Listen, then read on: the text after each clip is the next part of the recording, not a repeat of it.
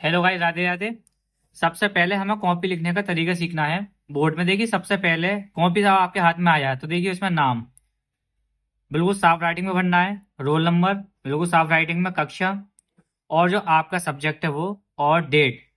जो आपको बिल्कुल साफ तरीके से लिखना है। लिखने का देखिए तरीका क्या होता है। जैसे प्रश्न संख्या फर्स्ट है, हम उसके आंसर कैसे लिख सकते हैं? का खा घा अड़ा डालकर फर्स्ट, जो भी उसके answer second third, third first first, उसके सीधे आप आंसर लिख सकते हैं और ये आपका डायरेक्टली चेक हो जाएगा। अब यहाँ पर जब आपको दूसरे खंड के करने हैं तो यहाँ पर डाल देना प्रश्न उत्तर संख्या सेकंड। अब आपको इसका चेक करना है, तो चेक करने के लिए फिर भाई खा खा गा अड़ा तक ये डाल देनी है और पांचों तुम्हें ये चेक कर देने हैं और जो यहाँ पर आपको नंबर मिल जाएंगे। देखिए बिल्कुल इसके नंबर नहीं कटे हैं। अब आता है प्रश्न उत्तर संख्या, प्रश्न उत्तर संख्या थर्ड।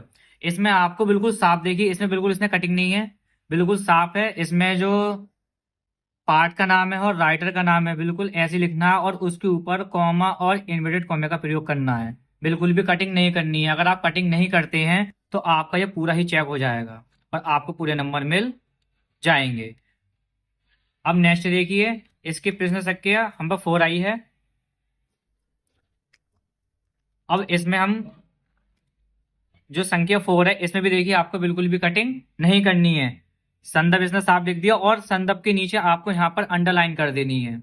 और फिर भाई चैप्टर का नाम और राइटर का नाम बिल्कुल साफ अक्षरों में लिखना, कटिंग बिल्कुल भी आपको नहीं करनी है और इसे कॉमा के अंदर बंद कर देना और आपका पूरा चेक हो जाएगा। अब देखिए आती है जीवनी। जीवनी में हमें क्या करना है, बिल्कुल ध्यान से देखिए। देखिए जीवनी में क्या करना है। जीवनी में आपको इनबॉक्स बना देना है और इनबॉक्स बनाने के बाद आपको उसमें जन्म, जन्म स्थान, पिता, भाषा, मृत्यु बिल्कुल साफ राइटिंग में लिख लेनी है, बिल्कुल भी कटिंग नहीं करनी है। उसके बाद आपको यहाँ पर साहित्य परिचय और कॉमे के बाद एक लाइन और दो लाइन, तीसरी लाइन आपको यहाँ से लिखनी है। बिल्कुल भी कटिंग नहीं करनी है। कटिंग नहीं करोगे तो आपको पूरे नंबर मिल जाएंगे। आप देखिए फिर सेकंड जब आप जीमेल लिखेंगे तो उसे आप खा जो उसका सेकंड नंबर है वो डालना है, फिर इनबॉक्स बनाना है। फिर वही एक दो तीन चार पांच आपको लिखनी है, जन्म, जन्म स्थान, पिता, भाषा, मृत्यु। और ये आपको इनबॉक्स होगा तो आपको ऊपर ही चेक हो जाएगा और यहाँ पर बिल्कुल भी कटिंग नहीं करनी है। अब आपकी कहानी आती है। अब देखिए कहानी में आपको करना क्या है। कहानी के अंदर जो इन्होंने लिखी है लाठी, आपको बिल्कुल प्रश्नोत्तर संख्या 6 से डाल देनी है और लाठी जो कहानी है वो आपको बिल्कुल भी कटिंग नहीं करनी है। जहाँ पर कॉमा है कॉमा लगाना है और जो इसके राइटर है उसे ब्लैक से लिखना है और यहाँ पर पूरी चेक हो जाएगी। आपको कटिंग बिल्कुल भी नहीं करनी है। अगली संख्या प्रश्न संख्या मुक्ति योग।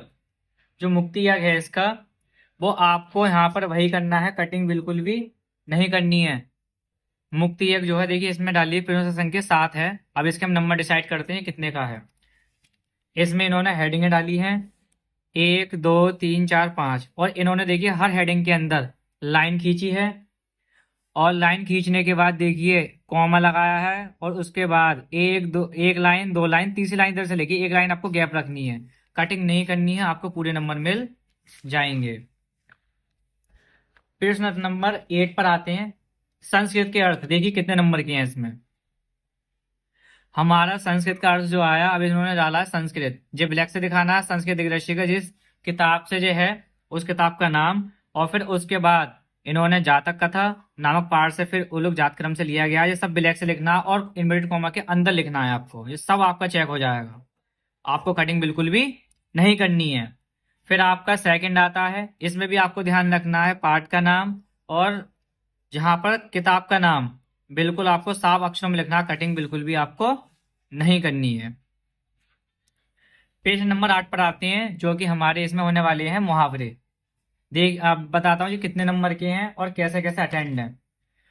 इन्होंने पहले मुंह फुलाना का लिखा है और इसका पहला अर्थ लिखा है और अर्थ लिखने के बाद इन्होंने इसका वाक्य प्रयोग करा और यहाँ पर आपको बिल्कुल भी कटिंग नहीं करनी है। पेज नंबर 9 पर, पेज नंबर जो 9 है इसमें इन्होंने पहले मुहावरा लिखा, मुहावरे के बाद वाक्य प्रयोग करा और वाक्य प्रयोग में इन्होंने ये लिख दिया और कटिंग बिल्कुल भी।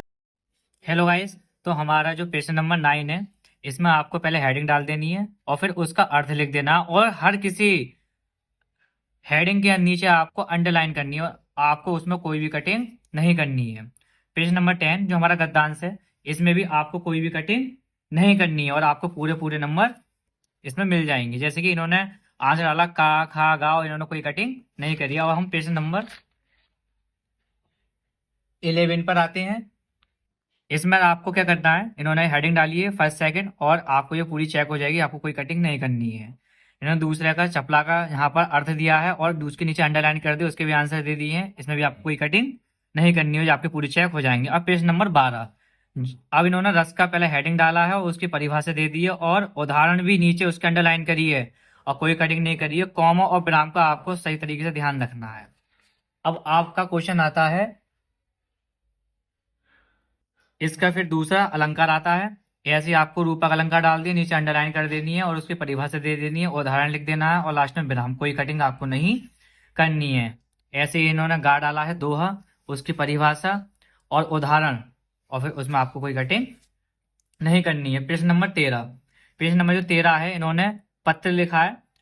पत्र में आपको हर चीज पे ध्यान देना है, कॉमा और कौन सी लाइन किसके नीचे लिखनी है और जो विषय है उसको आपको पूरे हेडिंग वाइज लिखना है और उसके नीचे आपको अंडरलाइन कर देनी है और कोई कटिंग नहीं करनी है। और लास्ट में आपको दिनांक डाल देनी है, तारीख डाल देनी है, आप जिस समय इसे लिख रहे हैं और आपका ये पूरा पत्र चेक हो जाएगा। फिर आपका प्रश्न नंबर 14 आता है जो कि आखिरी है।